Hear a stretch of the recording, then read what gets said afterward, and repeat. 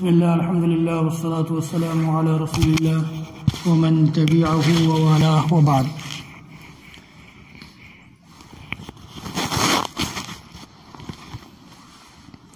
عن عبد الله قال قال رسول الله صلى الله عليه وسلم بني الإسلام على 5: شهادة أن لا إله إلا الله وأن محمدا عبده ورسوله وإقام الصلاة وإيتاء الزكاة وحج البيت وصوم رمضان.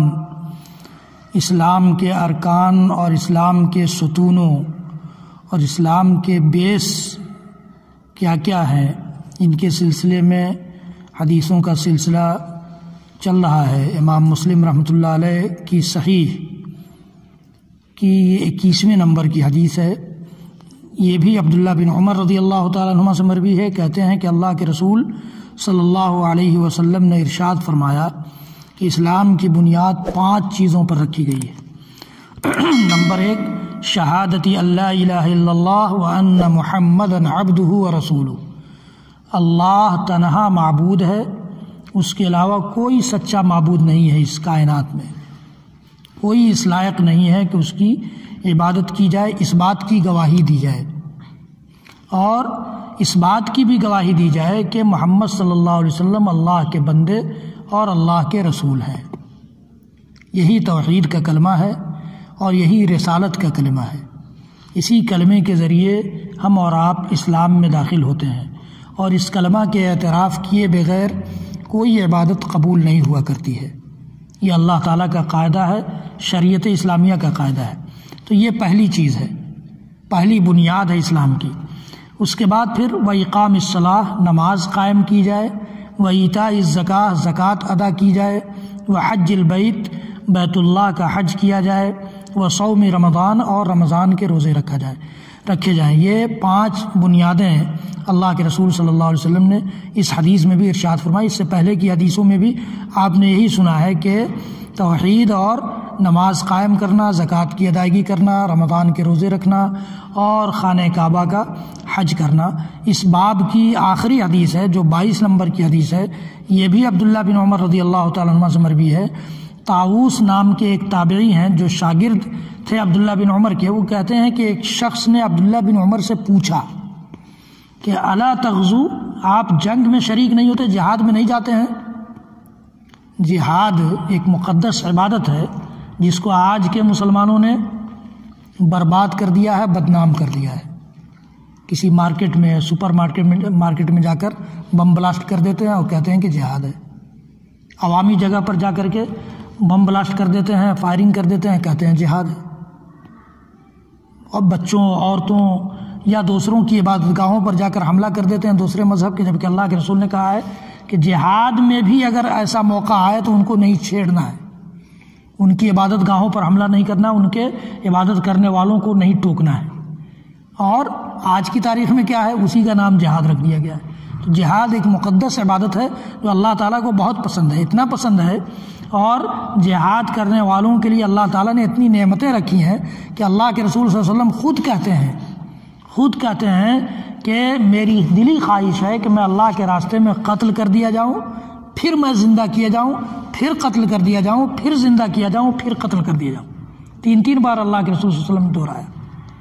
کہا کہ جس مسلمان کے دل میں جہاد کا شوق پیدا نہ ہو اس کی پوری زندگی میں، گویا وہ منافق ہے. اتنی عظیم عبادت ہے یہ. اس کے باوجود ان کے ایک شاگرد نے یا ان کے ایک ساتھی نے پوچھا عبداللہ بن عمر سے کہ آپ جہاد کیوں نہیں کرتے، آپ جہاد میں نہیں جاتے؟ تو انہوں نے کہا، جواب دیا، انی سمعت رسول اللہ صلی اللہ علیہ وسلم یقول، میں نے اللہ کے رسول صلی اللہ علیہ وسلم کو فرماتے ہوئے سنا ہے، ان الاسلام بنی علی 5، کہ اسلام کی بنیاد 5 چیزوں پر رکھی گئی ہے. شہادتی اللہ الہ الا اللہ وإقام الصلاة وإیتاء الزکاة وصیام رمضان وحج البیت، اللہ کی وحدانیت کی گواہی، نماز کے قیام، زکوٰۃ کی ادائیگی، رمضان کے روزے اور بیت اللہ کا حج. انہی 5 چیزوں پر اسلام کی بنیاد رکھی گئی ہے. اگر ہم جہاد کے لیے نہیں نکلتے، غزوہ کے لیے نہیں نکلتے ہیں کسی مجبوری کی وجہ سے، تو اس سے ہمارا اسلام خطرے میں نہیں پڑتا ہے. یا آج کی تاریخ میں کہیں جہاد کا منظم انتظام نہیں ہے شریعت کی طرف سے، جو امت اسلامیہ کے کسی امیر کی جانب سے اعلان ہو جہاد کے لیے اور سارے مسلمان یا مسلمانوں کا ایک طبقہ ایک ٹولی نکلے جہاد کے لیے، اس طرح کا کوئی انتظام نہیں ہے تو یہ الگ بات ہے، ورنہ اسلام کی بنیاد جو 5 چیزوں پر ڈالی گئی ہے اس میں ہمارے ہاں کوئی کمی نہیں ہے۔ عبداللہ بن عمر کہتے ہیں کہ اسلام کی بنیادی چیزوں میں جہاد نہیں ہے، جہاد کا وقت آئے گا تو جہاد کیا جائے گا، جہاد کا عام اعلان ہوگا تو جہاد کیا جائے گا، امیر المؤمنین کی طرف سے اعلان ہو جائے تو جہاد میں میں شریک ہوں گا، لیکن بنیاد جن چیزوں پر ہے شریعت کی وہ 5 چیزیں ہیں۔ ان 5 چیزوں کی طرف توجہ دلائی گئی ہے کتاب الایمان کے اس باب میں کہ اسلام کے ارکان کیا ہے اور اسلام کے ستون کیا ہے، پلر کیا ہے۔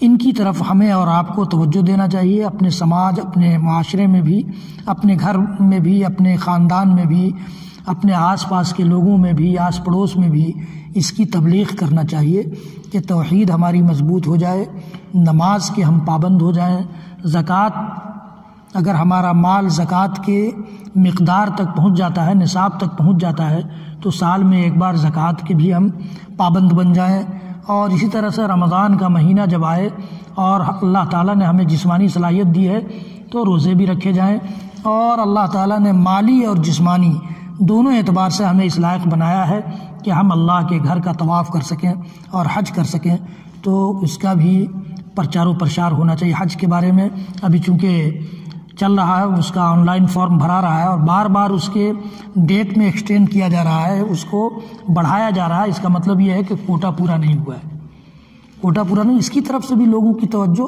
اب ختم ہوتی جا رہی۔ کیوں؟ اس لیے کہ مال سے محبت بڑھتی جا رہی ہے، اور مال سے محبت بڑھے گی تو 3 لاکھ 4 لاکھ روپیہ کیوں خرچ کرنے جائیں گے لوگ؟ اس لیے ان سب چیزوں کی طرف سماج کی توجہ دلائی جائے، یہ سب کی ذمہ داری ہے، ہماری آپ کی سب کی ذمہ داری ہے۔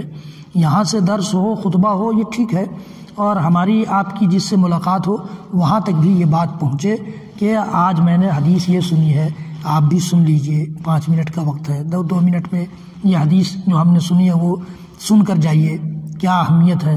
تو اس سے اگر ہم ایسا نہیں کرتے ہیں تو اللہ کے رسول صلی اللہ علیہ وسلم کی وہ مثال ہم پر ثابت آئے گی کہ ایک کشتی ہے جو کئی منزل کی کشتی ہے، اور سمندر میں اس سے لوگ سفر کر رہے ہیں، نیچے والے لوگ پانی کے لیے اوپر جاتے ہیں تو اوپر والوں کو تکلیف ہوتی ہے، اوپر کے لوگوں کو، اوپری منزل کے لوگوں کو تکلیف ہوتی ہے پانی کے لیے، بار بار ہم جا رہے ہیں پانی لانے کے لیے، تو ضرورت کے لیے پانی چاہیے، تو نیچے والوں نے اس کو محسوس کر لیا کہ ان کو تکلیف ہوتی ہے، تو کیوں نہیں ہمارے پاس ہی میں پانی ہے، یہیں سوراخ کر لیتے ہیں، اسی جگہ سوراخ کر لیں گے، سمندر سے پانی آنا شروع ہو جائے گا۔ تو اگر اوپر والے لوگ ان کو نہ روکیں تو پورا جہاز ڈوب جائے گا، پورا جہاز ڈوب جائے گا پانی بھرنے کی وجہ سے۔ اللہ کے رسول صلی اللہ علیہ وسلم نے یہی مثال دی ہے مسلم معاشرے کی کہ کچھ لوگ پابند ہو جائیں شریعت کے، دین کے، دیندار ہو جائیں اور دوسروں کو نہ بتائیں تو پورا سماج ڈوب جائے گا۔ یہ اللہ کے نبی صلی اللہ علیہ وسلم نے مثال دی، صحیح بخاری کی روایت ہے یہ قصہ کہانی نہیں ہے بازار والا۔ تو ہمیں اور آپ کو اس کی طرف توجہ دینا چاہیے، ہماری اور آپ کی، اس امت کے ہر فرد کی ذمہ داری ہے۔ اللہ تعالی ہم سب کو کہنے سننے سے زیادہ عمل کی توفیق بخشے۔ وصلی اللہ تعالی علی نبینا محمد وعلی آلہ وصحبہ وسلم۔ سبحان ربک رب العزۃ عما یصفون وسلام علی المرسلین والحمد للہ رب العالمین۔